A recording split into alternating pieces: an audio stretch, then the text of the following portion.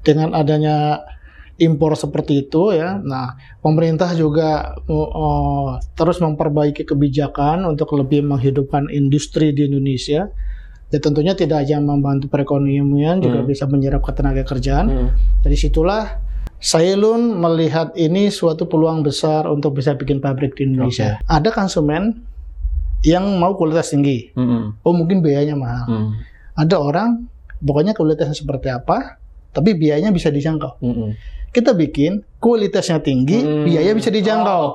Artinya bisa mengcover dua ini gitu kan. Itu sih Pak. Makanya kita kalau bikin segmentasi lagi agak repot sih ya. Ini costnya beda, ini costnya beda, agak repot Pak di produksinya gitu kan. Jadi kita bikin bisa mengcover dua segmen ini gitu.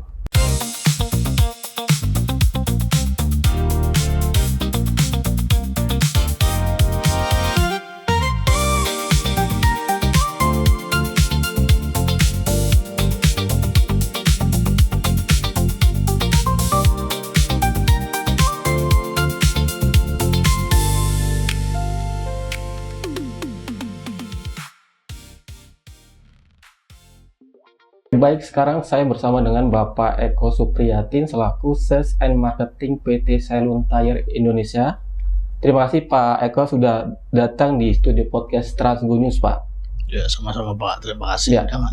Pak, menarik terkait profil dari Sailun ini, ini kan termasuk brand yang sudah masuk di jajaran 10 besar ya di global ya. Mungkin bisa ceritakan milestone-nya, Pak.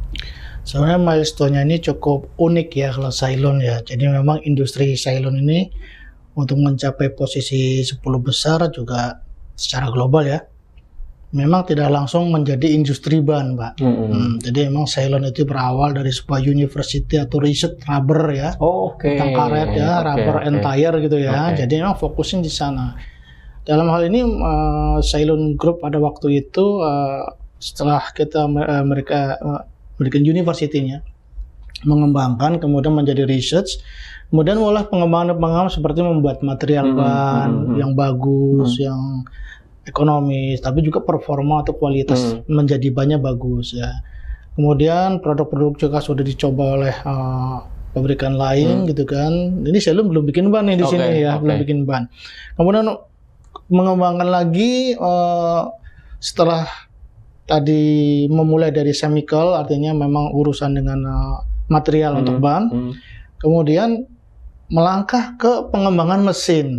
Jadi melangkah ke pembuatan mesin industri atau mesin pembuatan ban.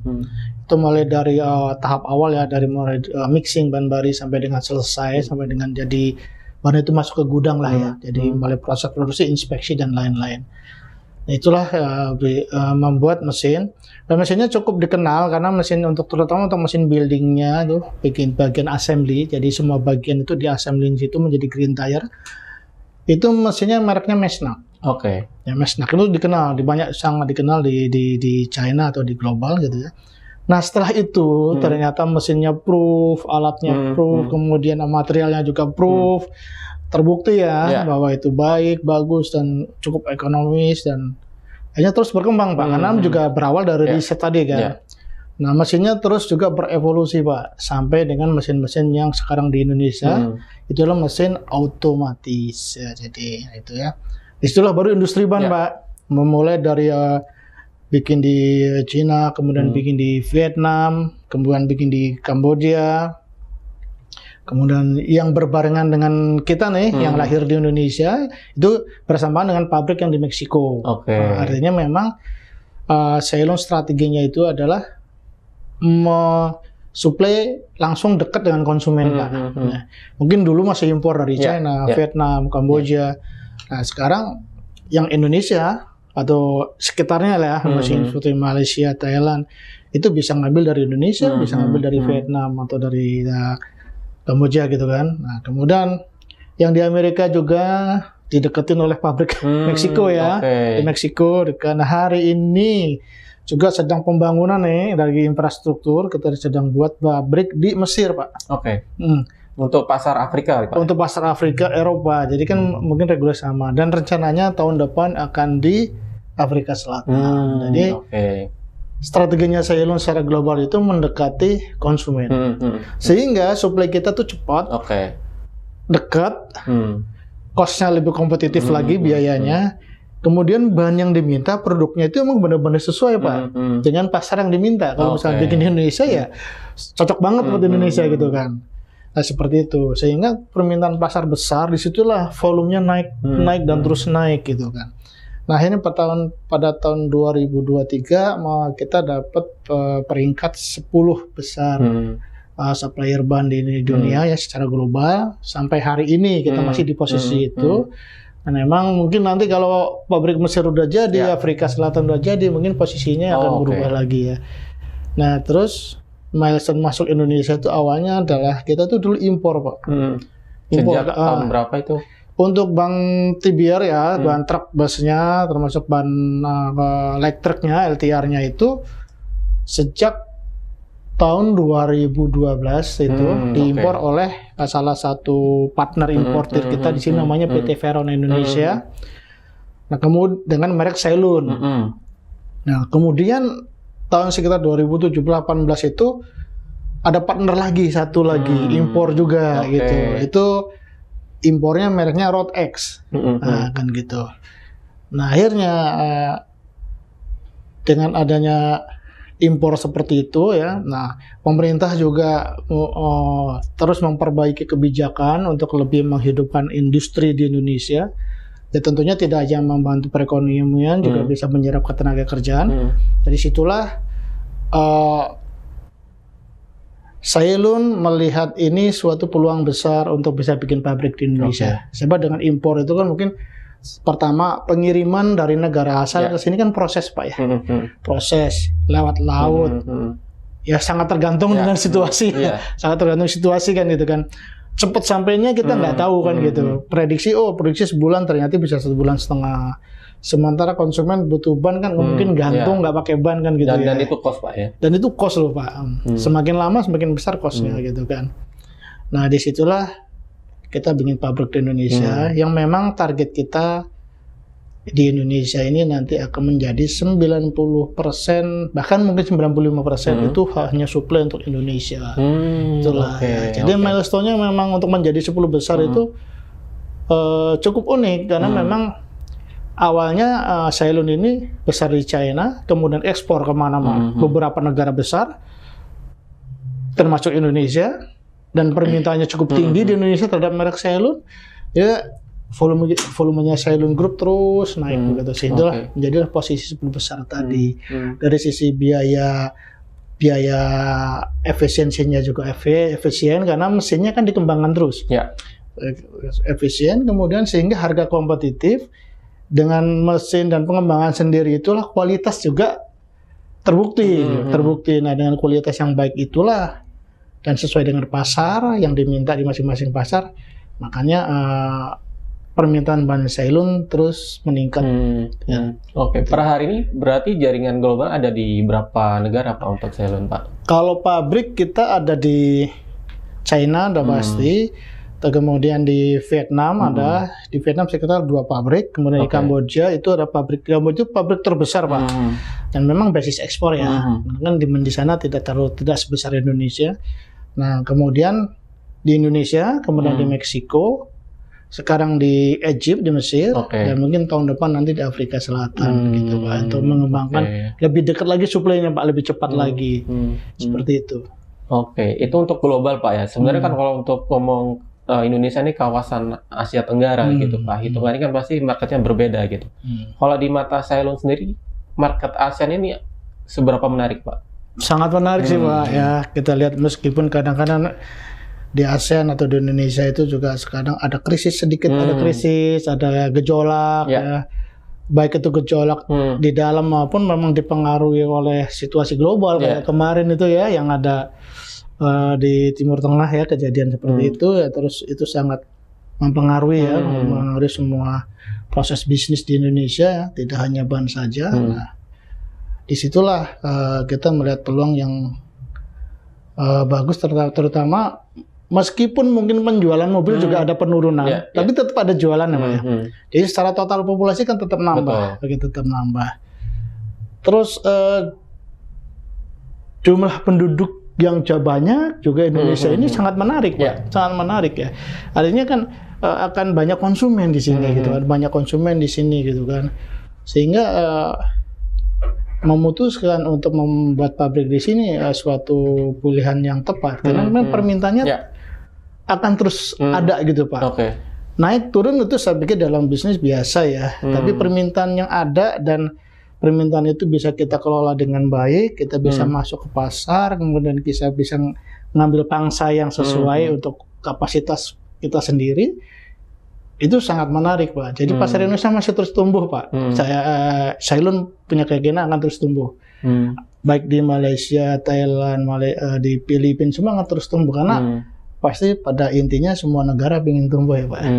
Semua masyarakat juga ingin perbaikan ya gitu. Nah, itulah kita masuk ke Indonesia itu sesuatu yang memang sudah diprediksikan bahwa kita bisa berkontribusi lah untuk pasar Indonesia ya, untuk pasar Indonesia, untuk konsumen-konsumen atau pengguna ban di Indonesia, Pak. Gitu.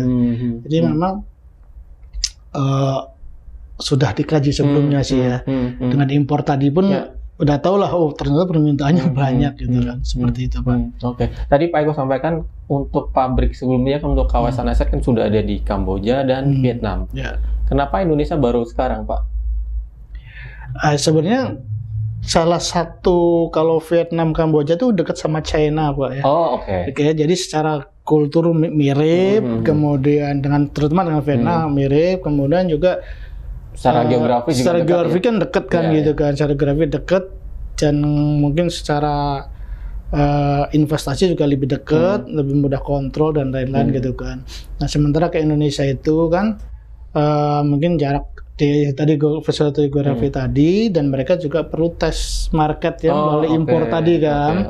Nah ternyata impor kita itu untuk ban LTR ya, jam 7,5 R16 ya, terus sama ban 1000 R20 sampai 1200 R24 untuk mining. Itu impor kita cukup apa ya? Bagus gitu ya. Cukup bagus, cukup bisa diterima. Sehingga kalau kita impor terus mungkin kapasitas di sana juga mungkin sudah nggak cukup. Satu itu, kedua kalau ada kekurangan suplai juga lama. Kalau aftermarketnya juga jadi lama kan gitu ya. Jadi itu kita bikin pabrik di sini gitu, Pak. Itu salah satunya adalah untuk mengatasi keterbatasan suplai sebelumnya melalui impor. Nah, ini bikinlah pabrik lah biar nggak ada lagi batas-batasan lagi gitu, Pak. Langsung konsumen bisa langsung nemu produknya di sini gitu, nggak harus nunggu cukup lama gitu. Untuk memastikan suplai, Pak. Iya, betul. Di Demak itu nilai investasi dari Cylon untuk menggelontorkan untuk membangun pabrik itu seberapa besar? Kurang lebih hampir 4 triliun ya. 4 triliun. Termasuk lahan ya, masuk lahan. Gitu, Pak. Jadi dan sekarang pun kalau tahun 2026 ini kelihatan prosesnya bagus, antusias besar ya, Cylon siap menambah investasi, Pak. Secara kapasitas produksinya, Pak? Untuk pabrik yang sekarang itu mempunyai kapasitas produksi, kalau 100% kapasitas digunakan, itu untuk ban mobil penumpang itu, atau PCR nyebutnya orang PCR, itu 6 juta ban, Pak. 6 juta ban per tahun? Per tahun. Nah, untuk saat ini mungkin kita masih sekitar 1 juta sampai 2 juta ban ya, gitu kan. Nah, mungkin tahun 2028, 2029, tahun 2030 baru bisa mencapai 6 juta lah ya, gitu kan. Nah, kemudian untuk kapasitas produksi mobil komersial itu 1 juta. 1 juta per tahun, nah, ya, per tahun, gitu. Dan kita juga kan ada produk lain, Pak. Ban forklift juga kita bikin, ban pertanian, traktor kita bikin. Terus ban tambang yang besar-besar, yang 27 ya sampai R49 ya, sampai inci besar R9 itu nanti kedepannya kan bisa diproduksi di sini. Saat ini masih sampai R25 gitu kan, R33 seperti itu. Itu untuk mining ya. Jadi kita emang produksinya komplit dari semua segmen sih, Pak. Berarti untuk pabrik Demak ini memang difokuskan untuk pasar domestik, Pak. Betul. 90% itu. Ya. Oke, sisanya artinya sisanya untuk ekspor atau gimana, Pak? Ekspor jika memang dibutuhkan sih Pak. Jika dibutuhkan dalam arti gini, kebutuhan pasar itu kan bisa kalau ada kesulitan suplai dari pabrik yang lain, pabrik Indonesia bisa mensupport gitu ya. Tapi memang porsinya tidak banyak yang bisa disupport dari Indonesia karena kita memang dibikin memang untuk fokus ke domestic market gitu. Tapi peluang ekspor tetap ada gitu ya. Oke, Pak, di momen Gigcompact kemarin kan jadi momentum dari Cylon untuk memperkenalkan produk ban untuk komersial vehicle ya Pak ya. Apa saja yang dipamerkan waktu itu Pak? Cukup lengkap. Jadi dari ukuran ban 750 R15 yang rencana kita mau launching segera gitu kan. Ada juga 7,5 R16 14 pelar rating. 1000 R20 juga ada yang biasa dipakai di logistik ya. 1100 juga, R20 ada. Ada juga sekarang masuknya mobil-mobil dari brand China yang mulai dibuat di Indonesia itu. Yang menggunakan ukuran lebih besar itu 1200 R20. Itu lagi tren itu di pertambangan. Dan juga 1200 R24 gitu. Itu ada semua Pak ya. Di samping ukuran seperti 1600 R25 yang untuk untuk mining ya. Untuk tambang besar gitu kan. Itu sih Pak. Ya, dua varian yang dipamerkan di Gigcompact itu apa Pak yang ditawarkan solusi untuk pasar logistik Pak secara keunggulan? Oke, secara keunggulan memang kita menyampaikan itu adalah ban kita mempunyai proses yang baik sehingga kualitas juga bagus. Kita tampilkan juga tampilan bannya di sana dan juga dari segi tipe bannya ada tipe kembangan halus, kembangan campuran mix, ada juga kasar. Artinya Cylon juga memberikan solusi untuk semua industri Pak gitu ya, mau logistik yang memang sering melalui jalanan halus terus, aspal atau konkret, kita bisa ada pattern ripnya, ada yang campur juga Kak, ya, yang mungkin melewati medan tanjakan, juga belok sebanyak tikungan, itu memerlukan traksi sedikit ya, daya cengkeram, makanya ada bisa pakai pattern semi ya, semi mix ya, sebenarnya dibilang halus enggak, dibilang campuran juga enggak ya. Kemudian juga yang kasar Pak, yang memang untuk dump truck, bisa dipasang di belakang gitu kan. Seperti itu Pak. Jadi memang kita memberikan solusi sama produk line up komplit. Jadi solusinya adalah Cylon memberikan produk yang lengkap, baik itu ukuran, pola daripada telapaknya sendiri, sesuai dengan operasional masing-masing nantinya. Itu Pak. Kalau secara teknologi yang menjadi pembeda Pak dengan kompetitor Pak? Sebenarnya kalau ban itu mungkin orang nyebutnya ya ban kawat atau radial sama. Sebenarnya dari kita adalah satu, bahan kita itu mempunyai proses mixing namanya proses mixing yang sangat presisi yaitu dalam produksinya ya. Jadi membuat telapak ban itu dengan teknologi Ecopoint 3. Jadi di situ menggabungkan 3 komponen utama yang biasanya berlawanan tapi di situ bisa saling beriringan. Yang pertama itu umur bannya panjang. Ya, umur pakainya bagus gitu ya, lama. Kemudian punya rolling resistant, hambatan gulir. Jadi bannya itu mudah berputar gitu. Nah, itu kemudian yang selanjutnya adalah ban ini juga mempunyai daya cengkram. Kalau dipakai itu daya cengkramannya bagus, aman gitu ya. Jadi intinya secara ekonomi bisa membantu penghematan bahan bakar dari rolling resistant tadi. Kemudian juga secara umur juga ekonomis, jadinya kan umurnya kan panjang gitu ya. Orang biasa ngitung dengan cost per kilometer ya. Kita di situ umurnya panjang. Yang tadi adalah bahan itu daya cengkraman bagus dan punya bodi ban yang kuat gitu ya. Jadi daya tampung bebannya bagus. Juga di situ banyak umurnya panjang. Jadi kalau orang beli ban biasanya untuk komersial, untuk bisnis kan biasanya lihat itu pertama orang kalau tanya biasanya karena logistik itu berkaitan dengan biaya ya. Biasanya harganya berapa gitu kan. Terus umurnya pakai lama enggak gitu kan. Kuat enggak gitu kan. Kalau rolling resistance sih jarang orang ukur Pak. Jarang orang ukur karena memang di kita belum ada alat ukur ya. Belum ada alat ukur yang memang di mobil itu oh ini lebih irit, lebih ini nggak gitu kan. Tapi biasanya kalau mobil suka ada tuh yang suka bergerak ya, misalnya sekian kilo per sekian per liter, sekian kilo per liter suka ada ya. Tapi di mobil penumpang, kalau di mobil truk saya belum tahu persis. Tapi intinya disitulah kita memberikan berdasarnya adalah harga, banyak umurnya lama dan kuat. Situ ya yang utama sih ya. Nah, rolling resistant ini bisa dirasakan setelah make gitu. Kalau pengemudinya notice, oh kemarin saya habis segini, setelah pakai seminggu habis segini gitu kan, ini seminggu habis segini gitu. Mungkin bisa dirasa-rasa itu ya. Kalau yang telaten mungkin ada yang ngitung gitu kan. Tapi intinya banyak harus yang pertama tadi kuat dan umurnya lama ya.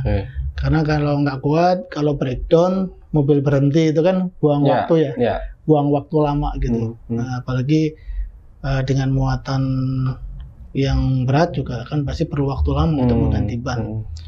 Jadi di situ. Jadi komponen yang kita unggulkan di situ. Bagaimana bisa seperti itu? Karena mesin kita sudah otomatis robotik gitu. Jadi presisi gitu ya, lebih presisi. Dan operator juga pekerjanya sangat terbantu. Ya, sangat terbantu dalam mengontrol. Karena di proses itu kalau ada penyimpangan sedikit tuh mesin akan memberikan alarm. Ya, itu sih Pak. Di bisnis trucking itu kan cost nomor 1 kan di BBM Pak ya. Dan ini nomor 2 gitu Pak. Secara produk itu apa yang ditawarkan dari Cylon Pak? Apakah dengan penggunaan produk Cylon akan semakin membuat efisien secara BBM Pak gitu Pak? Jadi secara kalau langsung berkaitan ya, kita produk kita memang walaupun ban truk punya rolling resistance rendah gitu kan, artinya membantu penghematan konsumsi bahan bakar tadi, gitu kan. Di sisi lain harga kita sangat kompetitif. Jadi kalau dihitung secara total biaya, ya kan total biaya, sama-sama jarak tempuh dari Jakarta ke Semarang misalnya kan gitu kan. Nah dengan harga yang kompetitif, biaya kompetitif tadi dengan umur yang mungkin sama atau bahkan lebih panjang dari yang lain, itu sudah menjadi solusi secara total biaya. Secara total biaya ya, secara total biaya bisa menjadikan solusi sih Pak itu.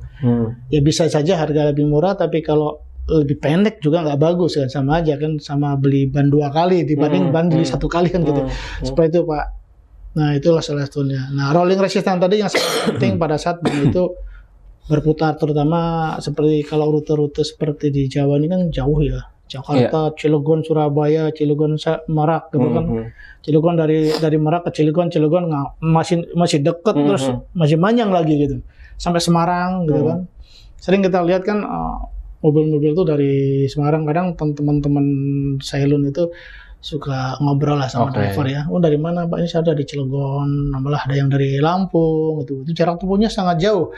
Jadi situ kan perlu ban-ban yang memang satu tadi harus kuat tahan panas. Yang pasti rolling resistant tadi membantu konsumsi yang segitu jauh gitu.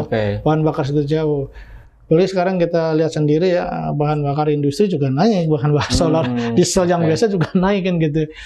Artinya kita bisa memberikan solusi lah diharapkan untuk para konsumen secara total biaya juga. Gitu. Artinya value dia yang ditawarkan walaupun tidak langsung menghemat BBM, tapi secara teknologi bisa menghemat BBM gitu Pak ya? Iya betul, karena belum ada yang ngukur aja Pak di Indonesia gitu kan. Tapi teknologi itu memang sudah dikenal Pak. Rolling resistant itu semua merek ban itu pasti menyebut itu akan sangat membantu penghematan bahan bakar tadi. Ya.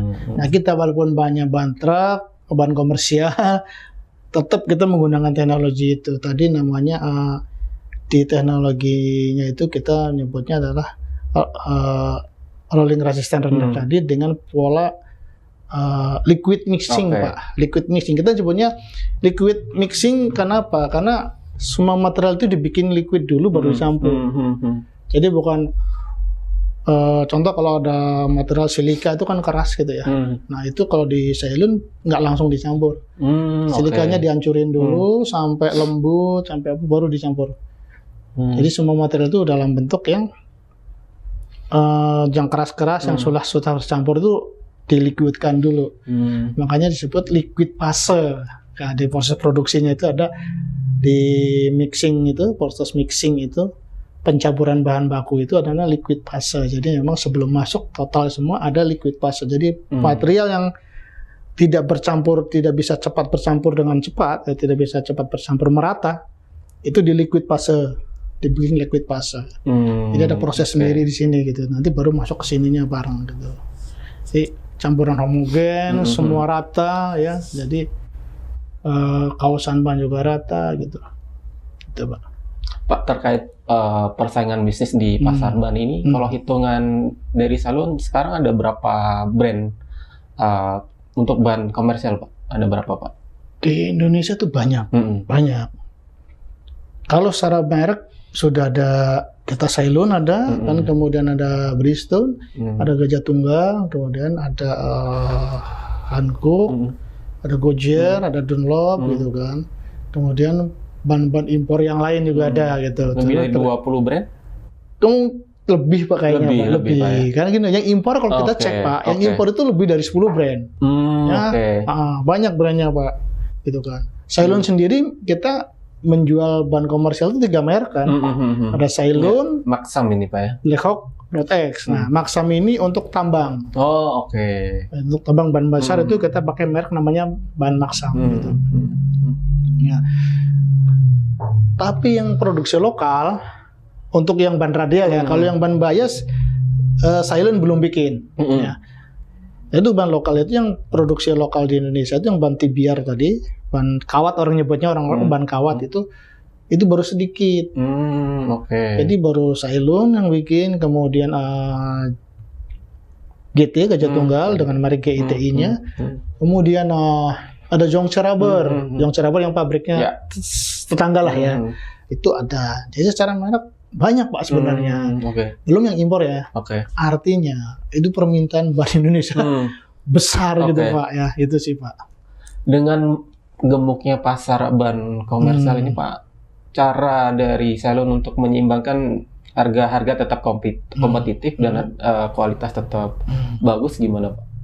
Tentunya kita mencari resource material yang kompetitif, pengembangan material sendiri, karena kan Cylon juga pengembangan materialnya sendiri ya. Jadi kita pengembangan material secara mandiri gitu kan. Kemudian dengan adanya mesin yang otomatis tadi tentunya dan beberapa sifatnya elektrik, jadi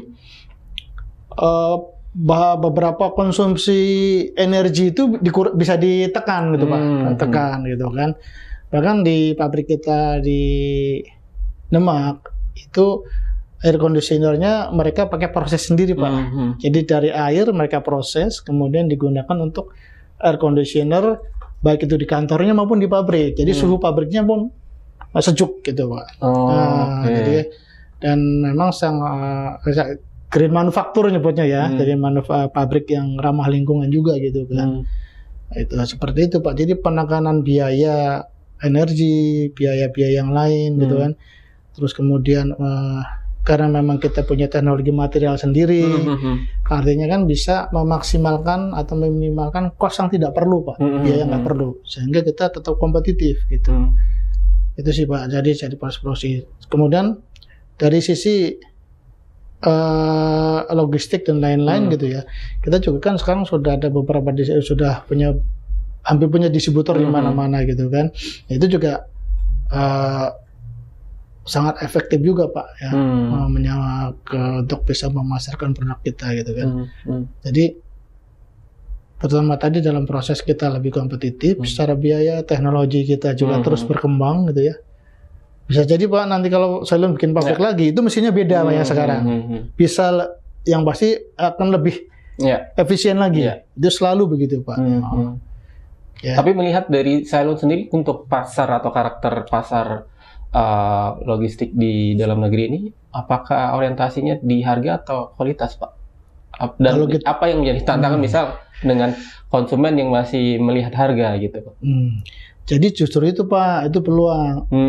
Konsumen yang lihat kualitas, konsumen yang lihat harga. Itu kan sebenarnya dua-duanya bisa dikatakan challenge, tantangan Pak ya. Tapi juga suatu potensial Pak, peluang potensial sebenarnya. Contohnya yang tadi orang fokus ke quality lah ya. Ya, kita kasih quality yang bagus kan gitu, yang sesuai kemauan apa yang dibutuhkan. Kemudian ke harga, ya kan? Ya kita bikin ban yang kualitasnya yang diminta itu, tapi biayanya yang seperti yang diminta orang nyari harga gitu kan. Ada diferensiasi produk gitu Pak Yonan. Sebenarnya gini Pak tadi, jadi ada konsumen yang mau kualitas tinggi, oh mungkin biayanya mahal. Ada orang pokoknya kualitasnya seperti apa, tapi biayanya bisa dijangkau.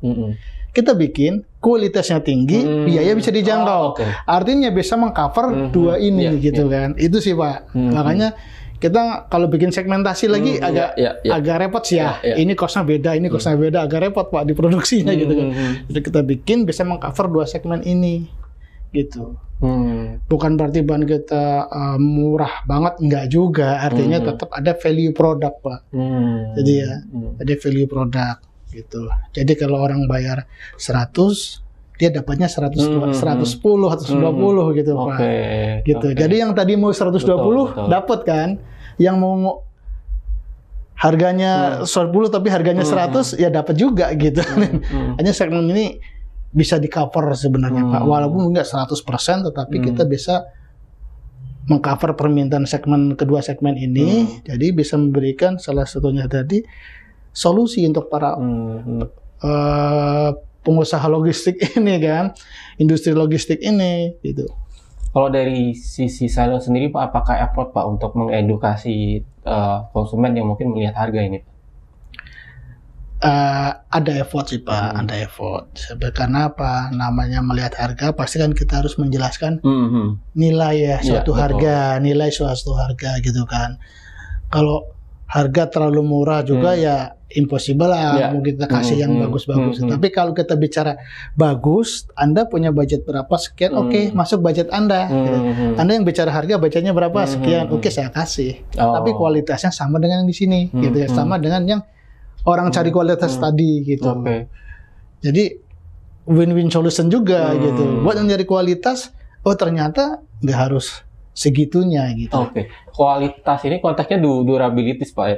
Durability dan umur panjang biasanya ya. Durability itu kan ketahanan bodinya gitu kan, dan banyak terhadap operasional ya, kerusakan. Nah kemudian umurnya juga panjang Pak, ya kan disesuaikan gitu kan. Dan itu yang mungkin belum teredukasi Pak lah untuk pasar Indonesia ya. Edukasinya sebenarnya begini Pak, kita sudah berikan produk bagus nih, kita kasih harga yang kompetitif, yang memang masuk ke budget mereka. Nah, tapi Anda akan bisa maksimal lagi. Edukasinya adalah mereka harus memperhatikan ban sebagai hal yang penting, Pak. Kadang kan orang kalau ngeliat ban itu kayak nggak penting banget ya. Kalau mesin tiap bulan dicek gitu kan. Nah, kalau ban juga perlu dilihat-lihat, Pak, aminnya, ya kan. Terus mungkin kaki-kaki roda mobil yang sudah kurang bagus, di truk itu misalnya sasisnya udah bengkok, itu kan ban juga jadi cepat habis juga gitu. Itu sebenarnya edukasinya ke arah sana sih Pak. Termasuk mungkin mindset menghitung cost ya. Jadi misalnya kadang orang ngitung pakai kilometer Pak. Ada yang ngitung rate. Rate itu misalnya aja, rate itu biasanya trayeknya udah tetap nih Pak. Ini trayeknya itu adalah Jakarta Semarang. Nah, kalau saya pakai ban ini harga sekian, saya bisa 8 trip, ya kan? Tapi kalau saya pakai ban ini, harga sekian, saya bisa 7 trip, atau 7,5 trip, kayak gitu. Nah, apalagi kalau kita bisa kasih harganya sama, tapi tripnya sama, ya harganya di harga 7 trip, tapi kualitas kita bisa di harga di ban yang 8 trip begitu. Gitu kan. Jadi orang kan berhitung nih trip. Tapi kalau kilometer misalnya ya udah jarak tempuh saya berapa? Misalnya saya pakai sekitar 70.000 kilometer gitu kan, atau kalau di ban truk misalnya 40.000, 50.000 lah ya. Kalau di bus mungkin bisa sampai 100 ya kan gitu. Nah, 100.000 gitu. Jadi kalau misalnya saya pakai nih harganya misalnya 3 juta misalnya satu ban gitu. Kemudian saya jarak tempuh saya itu misalnya 50.000 gitu kan. Kan tinggal dibagi aja kan per kilometernya kan. Jadi 3 juta dibagi 50.000 kan gitu kan. Kalau jarak tempuhnya 50.000. Nah sekarang kalau saya beli 3 juta, tapi jarak tempuh saya 60.000 kan lebih kecil biaya totalnya. Itu namanya biaya per kilometernya, cost per kilometernya gitu kan. Apakah semua pengusaha sudah teredukasi itu, Pak? Sebenarnya beliau sudah tahu sih Pak, sudah tahu. Cuman dalam prakteknya mungkin memang agak ribet karena kan satu truk itu ada berapa ban ya. Betul, betul. Itu harus terdata secara baik, secara terbaik. Nah, ada memang mengkhususkan manpower yang kontrol spare part lah, termasuk ban lah gitu ya. Ban itu. Seperti itu Pak, karena kan satu truk aja ada kontrolnya kan pasang kapan harus dicatat nih Pak. Hari ini misalnya truk Bapak nih, yang belakang ganti 2. Ya. Tanggal berapa nih, berapa kilometer mobilnya berapa. Jadi data per posisi ban itu ada. Nah, makanya jadi pas yang ban belakang misalnya sudah lama gitu kan, lama nih kan, ketahuan Pak berapa lama dia operasionalnya kan gitu kan. Itu Pak. Kadang-kadang orang juga apa sih namanya, berinisiatif Pak. Misalnya gini, pakai depan udah 50% dia pindah ke belakang gitu. Yang belakang masih bagus pindah ke depan, ya begitulah ya untuk memaksimalkan gitu. Tapi memang itu harus dilakukan Pak, pendataan ban seperti itu. Itu sangat penting untuk mengetahui jejak dari ban itu, histori dari ban itu, berapa umurnya, rusak di kilometer berapa, di pemakaian kilometer berapa gitu kan. Situ Pak. Tadi bisa menghitung nih.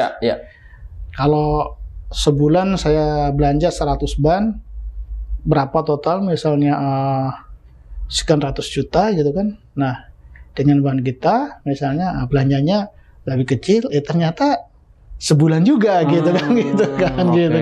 Dan dapat bannya sama-sama 100 ban atau bahkan mungkin lebih sedikit gitu kan. Seperti itu sih Pak. Jadi hitungan simpel dari hitungan di mana kos itu berperan gitu kan. Karena kan ada variabel lain yang mengurangi umur ban juga Pak, misalnya kondisi jalan atau cara mengemudi yang tidak sesuai gitu Pak ya. Nah itu salah satu edukasi yang harus kita sampaikan ke para penanggung jawab mobil itu, apakah itu drivernya atau kalau dia punya unit storing atau unit namanya unit teknik ya, unit tekniknya ya mungkin bisa mengingatkan gitu. Misalnya ke drivernya, Pak ini aus nggak rata nih, nah coba dicek apa gitu. Pak ini kayaknya bagian dinding sampingnya kayak agak ada garis keliling kecil nih, ini jangan-jangan sering kurang angin, itu kan ada yang bocor nggak gitu kan. Gitu kan. Kan kalau ban defleksi terlalu berlebihan itu sampingnya kayak ada lelah itu ya, ada cabai itu, ada bekas lah ya, ada jejak gitu. Seperti itu.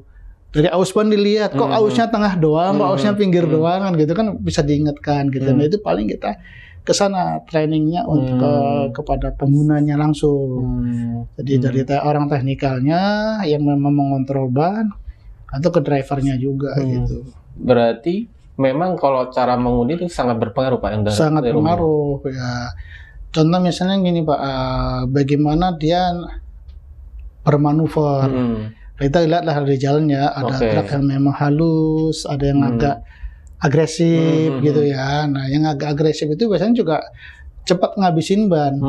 Karena kan begitu dia agresif dikit, itu kan ban yang kerannya dalam gitu ya. Sak gitu kan pasti dalam dan rusak gitu. Beda kalau yang halus kan dia hemat gitu kan. Dari bahan bakar hemat, dari daya ini juga hebat gitu kan gitu. Dari termasuk medan jalan yang dilewati antara mungkin jalan beton atau aspal. Iya, tetap ada pengaruh Pak, ada pengaruh gitu. Beton dan aspal gitu ya. Nah beton mungkin kalau kita lihat konturnya kan keras ya. Jadi ban itu kadang-kadang mantul-mantul ya. Nah itu juga akan mempercepat gitu kan. Karena kan mantul ringan ya. Begitu gini kan neken Pak. Nah, jadi kayak sek gitu ya, kencang gitu. Tapi kalau halus kan halus, sampai aspal kan halus tuh, walaupun dia gini tapi ada halus. Ya, kalau betonnya tadi kan karena mantul-mantul itu kadang-kadang mungkin orang nyebut kok dalam beton lebih cepat habis ya. Ya salah satu faktornya seperti tadi. Ya, yang konturnya keras, kemudian ada sedikit mantul-mantul gitu kan. Itu kan putaran ban jadi nggak smooth ya. Jadi kayak begini kalau kita gambar ya. Nah, jadi cek kayak kita ngamplas sesuatu, strek gitu Pak. Ada seperti itu. Tapi memang yang mungkin nggak signifikan sampai drop sekian panjang banget sih enggak ya. Tapi ya sedikitnya mempengaruhi lah gitu ke situ. Pak, per hari ini berarti segmen yang jadi fokus untuk Salon di segmen kendaraan komersial apa Pak? Apakah logistik jarak jauh, distribusi perkotaan, tambang, atau mungkin angkutan penumpang? Ya, kebetulan saat ini ya di logistik jarak jauh kita sudah mulai banyak dipakai dan permintaan terus bertambah. Di tambang apalagi, meskipun industrinya sekarang lagi sedang ada mungkin ada semacam kebijakan revisi kebijakan dan lain-lain, tapi permintaan tetap ada di sana. Intinya Ceylon nanti akan ke semuanya Pak ya, semuanya. Tapi umumnya karena kata radial ya mungkin fokusnya ke yang lebih ke arah jarak jauh, gitu, jarak jauh. Gitu. Itu sih Pak. Apa rekomendasi untuk produk ban untuk yang armada logistik Pak dari Ceylon Pak? Kalau di Ceylon logistik, kalau jalan misalnya rute seperti rute Jakarta Semarang kan jalannya bagus gitu ya. Nah itu kalau Ceylon bisa pakai S811 atau S812 atau pakai S606 kalau nggak salah ya, 606. Nah kalau di Black Hawk bisa pakai nanti ada BFR 30, ada juga PAM 01. Ya, orang nyebutnya BAP 01 gitu kan. Di Road S kita ada AP 886 gitu ya. Jadi semua brand Ceylon, Black Hawk, Road X ini semua ada pattern atau pola telapak ban atau pola tipe ban yang memang untuk mau jarak pendek, mau jarak jauh. Itu sih Pak. Kalau di segmen bus, AK, pariwisata, apakah berbeda Pak? Agak sedikit berbeda ya, karena memang dari sisi muatan nggak terlalu berat, tapi lebih menuntut ketahanan panas ya, kecepatan lebih tinggi gitu. Makanya kita juga ada beberapa produk dari Ceylon tadi, termasuk 606 dan 690 ya. Kalau di Rotek ada RH621, di Black Hawk ada BFR 30 tadi ya. Gitu. Jadi memang sudah ada Pak. Oke. Umumnya kalau untuk segmen bus akap ini kebutuhan apa saja Pak secara produk Pak? Ya umumnya sih ukuran itu biasanya ban-ban tubeless, ban-ban tubeless. Jadi ban-ban komersial yang nggak pakai ban dalam itu ada seukuran 11 R22 setengah. Ya. 11 R22,5 orang nyebutnya. Terus ada 295 garis miring 80 R225. Nah, untuk yang 11 R225 kita sudah ada produknya, kan? Tinggal di distributor juga udah mulai ada, kemungkinan mulai bulan depan juga ada komplit. Nah, untuk yang 295 itu mungkin kita baru tahun depan. Untuk memasarkan yang ukuran 11 295. Produksi lokal ya, saya bicara produksi lokal nih, produksi lokal gitu. Itu sih Pak. Termasuk di segmen besar ini kan lagi tumbuh juga Pak ya.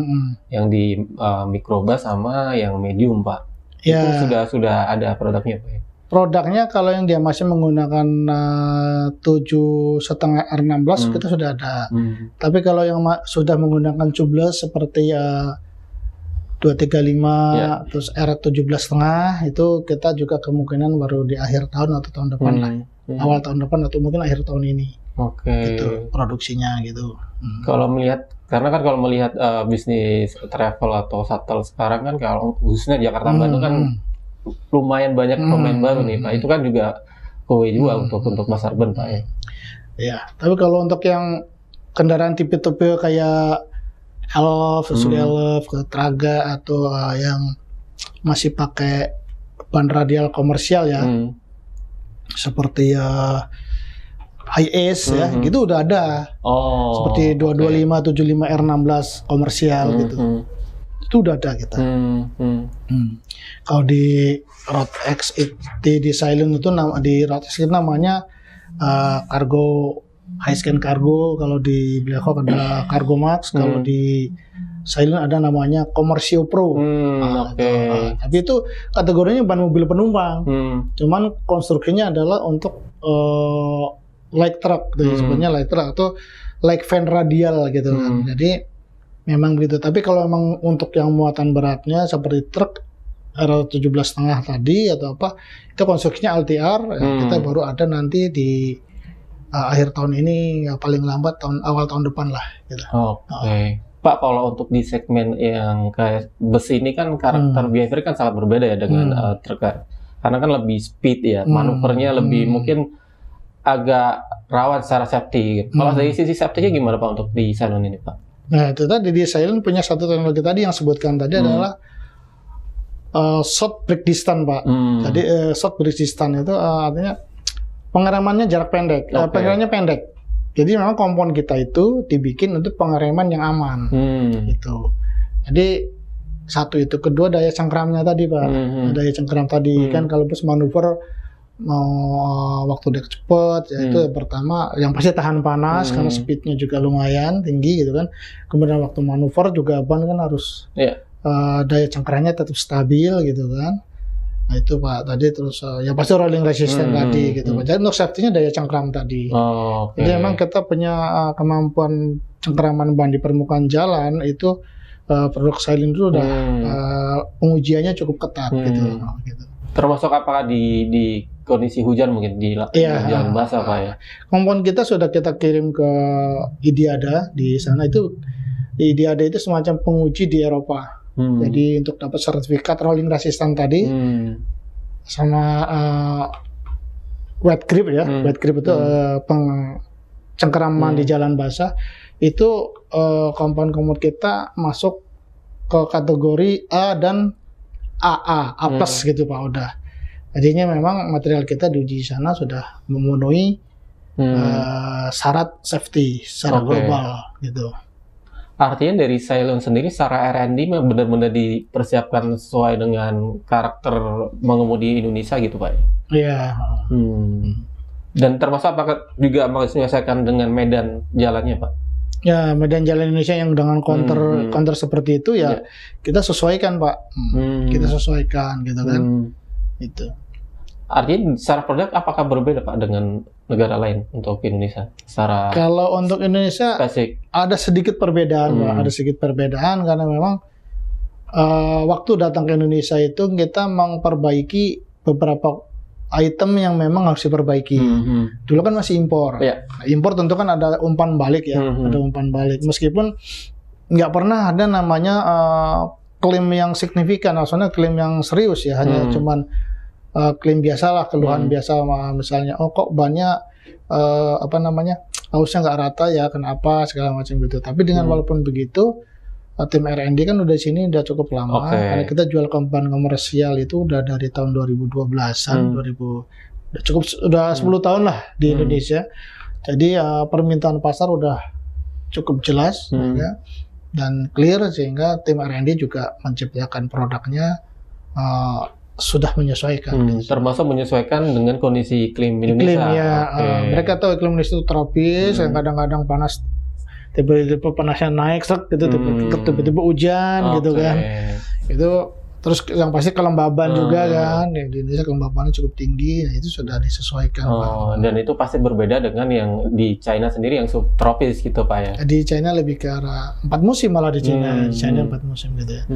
Terutama di pusat mereka di Qingdao itu ada musim dingin, ada musim panas gitu kan. Ya sama sih Pak, kalau pada panas di mereka sampai 35 ya, sampai 35 sampai 40, sama di kita juga, kita malah karena sampai 50 kadang-kadang ya.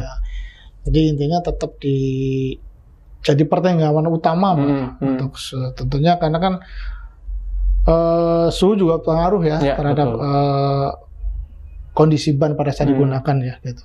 Cepatnya pembangkitan panas gitu kan beda Pak ya gitu. Terus kelembaban juga, kelembaban mungkin akan pengaruh pada komponen di dalam ban gitu. Seperti itu. Artinya permintaan ban yang mungkin kan ngomong Indonesia kan kondisi infrastruktur kan kadang timpang antara Jawa, Kalimantan dengan Sumatera.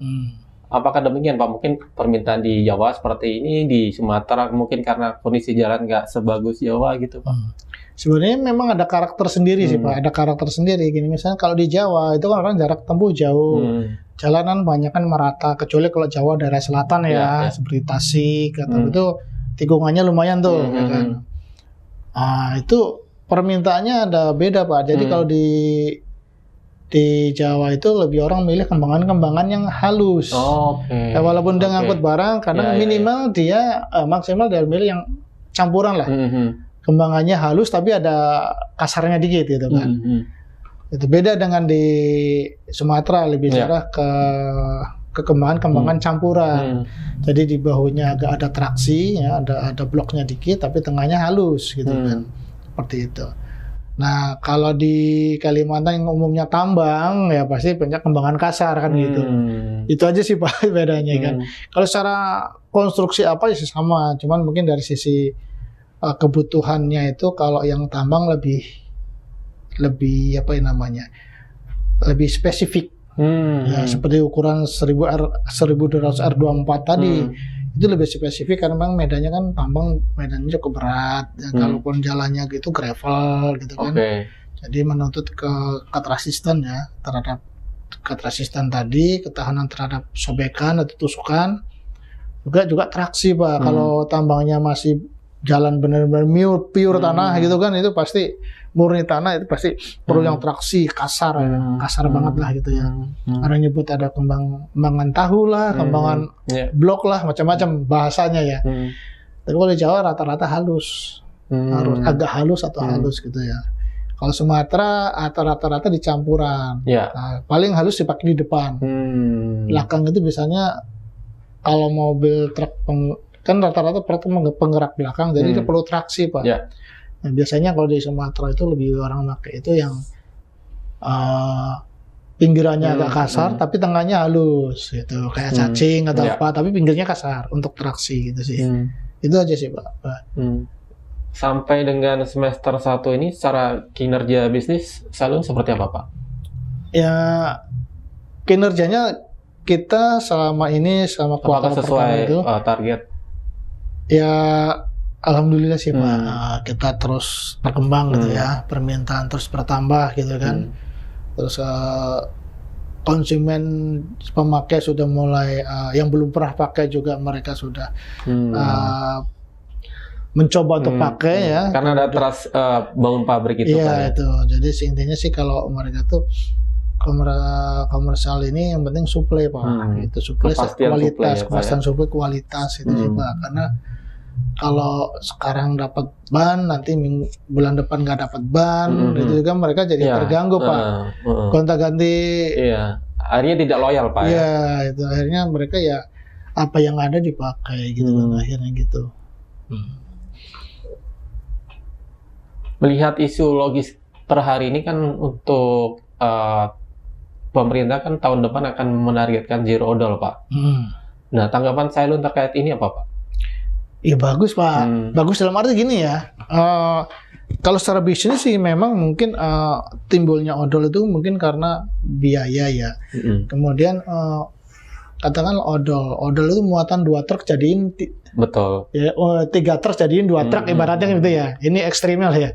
Muatan 2 truk. Jadi artinya secara bisnis jumlah bannya nambah kan Pak. Dari 2 jadi 3 truk betul. Permintaan ban. Secara mobilnya jadi nambah, butuh mobil apa kan.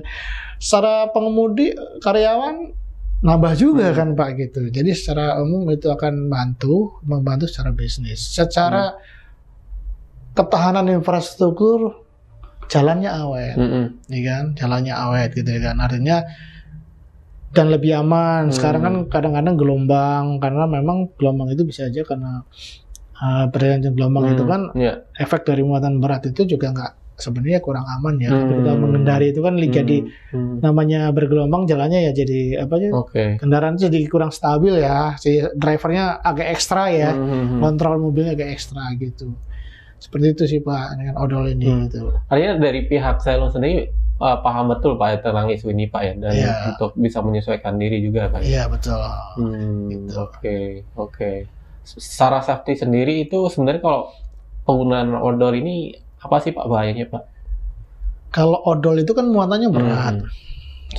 Kalau kita bicara safety, pertama mobil kan juga namanya berat ya. Itu agak sulit dikendalikan pada saat kondisi misalnya menurun, jalan. Terus kecepatan kan jadi rendah juga. Satu.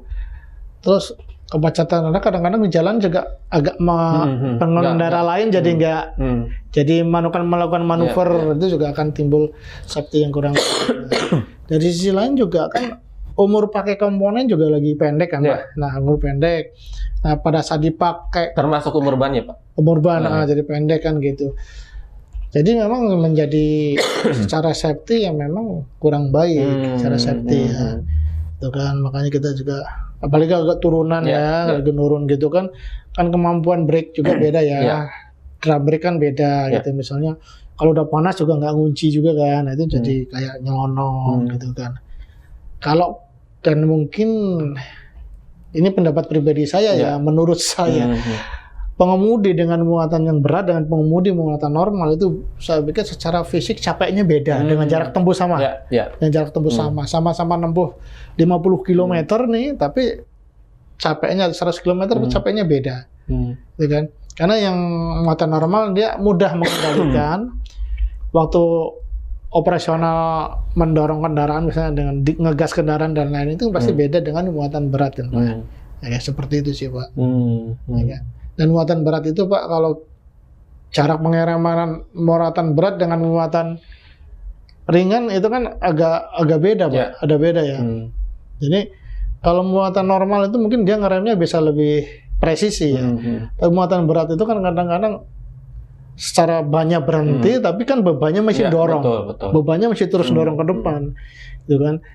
Itu kan bisa terjadi kendaraan itu slide atau goyang kanan kiri atau malah mungkin nyerosot ya mendorong ke depan gitu Pak. Itu sih Pak. Oke. Baik, terakhir Pak Eko, sampai akhir tahun apa yang akan menjadi target berikutnya Pak? Dan mungkin 5 tahun ke depan ya. Dan secara segmen industri apa yang menjadi fokus? Apakah logistik tetap menjadi nomor 1 atau transportasi penumpang atau seperti apa? Ya sebenarnya kalau sampai akhir tahun kita fokus kita adalah pencapaian target. Terutama untuk kelengkapan produk ya, kelengkapan produk. Nanti kalau penjualan sih ngikutin ya. Kalau ukuran sudah semakin lengkap, ya itu akan semakin mudah juga kita memenuhi kebutuhan pasar. Nah, saat ini memang kita di Cubles itu masih pengembangan ya. Ada 11 R2,5 kita udah ada. Itu orang customer udah bisa beli lah gitu. Udah ada di pasar. Di distributor kita juga udah ada. Tapi yang tadi 295 tadi kita masih dalam pengembangan. Ada R17,5 juga masih dalam pengembangan gitu kan. Itu baru lengkap mungkin di akhir tahun ini atau awal tahun depan. 5 tahun ke depan kita fokus karena Indonesia itu memang sangat variasi ya bisnisnya. Dan masing-masing segmen itu memang segmen banget gitu ya. Logistik begitu kan, tipenya polanya seperti itu. Di transportasi penumpang ya juga sama sebetulnya ada polanya kan. Ada tambang juga sama. Artinya kita bikin produk itu sebisa mungkin memenuhi kebutuhan masing-masing segmen ini sesuai dengan kebutuhan konsumen ya. Di bus kan sekarang ada juga sleeper bus, ada apa itu kan. Mungkin ukuran bannya udah berubah, bisa lebih gede lagi nantinya kan gitu kan. Gitu. Kemudian di logistik ringan, box mungkin masih bisa pakai ukuran 1000 R20, 1100 R20, bukan Cubles sampai 11 R2,5, masih 295, 80 R22,5 masih ada. Tapi kedepannya mungkin kan truk itu makin besar, trennya udah pakai ukuran lebih gede lagi kan, misalnya 315, 80 R22,5 gitu. Kita akan selalu ikut tren pasar Pak, akan tren pasar gitu. Kalau bicara permintaan paling besar memang di logistik. Ya, logistik. Jadi kalau kita hitung bahan komersial itu estimasi ya kira-kira ya. Itu kalau bus itu mungkin dari total kebutuhan ban itu sekitar 5%-an lah. 5% aja 5%-an sampai ya paling banyak 5%-an. Tambang 10%-an lah, tambang 10 sampai 15%. Logistik paling banyak, Pak. Berapa persen, Pak? Logistik termasuk tanker ya. Itu bisa 80-an%, Pak. 75-80% itu kebutuhan logistik. Logistik ya termasuk truk kayak kita truk wing box lah, truk flat deck lah atau kontainer ya. Itu trailer-traileran apa angkutan kendaraan juga semua lah yang sifatnya logistik itu. Bahan baku, bahan pangan itu kalau di total itu 70-80% ada di sana gitu. Paling terakhir Pak Eko, mungkin apa yang ingin disampaikan untuk dari Cylon untuk teman-teman pengusaha nih yang masih ragu menggunakan bahan brand China nih Pak, apa yang ingin disampaikan Pak? Oke, kepada teman-teman para bos-bos logistik ya Pak ya. Kita memproduksi Cylon ini kita memang ada 3 merek, ada Cylon, Rotek, dan Black Hawk. Ini kualitas sama, harga sama. Jadi intinya produk kami itu sebenarnya solusi untuk kebutuhan ban para pengusaha logistik, baik dari sisi biaya maupun dari sisi kualitas ya. Jadi memang dua-duanya kita jadikan satu supaya bisa mendukung gitu ya. Nah, mungkin beberapa merek yang sudah pernah dicoba selama mungkin 5-10 tahun terakhir di pasar itu sudah ada merek Rotek, ada Cylon ya. Itu cukup bisa diterima ya. Nah, jadi artinya sekarang ada merek Black Hawk. Nah, merek Black Hawk ini sebenarnya sebelumnya ada merek dari Amerika Utara, dari Kanada. Nah, dan di sana sudah approve kualitasnya. Kita bawa merek ke sini gitu kan. Nah, akhirnya di situ kita yakin bahwa bisa mensupport lah aktivitas para operasional logistik. Kita confident sih jadi dengan ini karena kita juga sudah mulai masuk pasar sekarang ya. Mungkin karena masih merek baru lah ya, mungkin merek baru yang namanya orang mungkin masih belum langsung coba banyak ya. Mungkin bisa juga kalau ada informasi atau apa, nanti kita juga ada websitenya ya, ada websitenya, informasinya. Kita juga ada Instagram, ya, juga ada Facebook kalau nggak salah ya, Facebook ada. Jadi bisa ditanya-tanya di situ atau bisa menghubungi beberapa distributor di daerah masing-masing. Karena kita sudah cukup banyak ya di Jakarta. Kita untuk wilayah Banten, Jakarta, Jawa Barat itu satu regional ya. Itu ada sekitar 8 distributor ban komersial gitu kan. Terus di Jawa Tengah, Jawa Timur, Bali itu kalau bisa kayaknya disuplai dari wilayah selatan Purwokerto atau disuplai dari Semarang, bisa juga dari Surabaya. Itu kalau di total kita ada sekitar 6 distributor. Di Kalimantan juga udah ada ya, Kalimantan Timur, di Balikpapan, Samarinda, di Banjarmasin, di Palangkaraya ada, di Pontianak juga udah ada distributor kami. Di Sulawesi apalagi, di Sulawesi kita ada di Kendari, ada di Makassar, ya, ada di Manado, ya, dan sudah suplai ke Halmahera juga, ya, Halmahera udah suplai. Bahkan kita juga sudah suplai dari distributor yang ada di Makassar ke Sorong, ke Papua, ya, sudah ada berangkat ke sana. Ban-ban komersial maupun ban penumpang biasa, ya sudah ada. Kemudian di Medan kita ada, di Pekanbaru ada, di Jambi ada, Palembang, Lampung ada. Jadi produk kami juga sudah menyebar ya, di distributor besar kami sudah banyak. Jadi kalau memang mau ya kita sarankan untuk mencoba, gitu kan, buktikan bahwa produk kami bisa menjadi solusi ya dengan kondisi terutama untuk meningkatkan efisiensi ya, pembiayaan dari semua biaya yang terlibat di dalam operasional ya. Jadi ban adalah salah satu spare part lah ibaratnya kan gitu ya, sebagai spare part dan kaki lagi ya, kaki kendaraan gitu. Itu Pak. Oke, terima kasih Pak. Sukses untuk Cylon Pak. Terima kasih Pak, sama-sama Pak.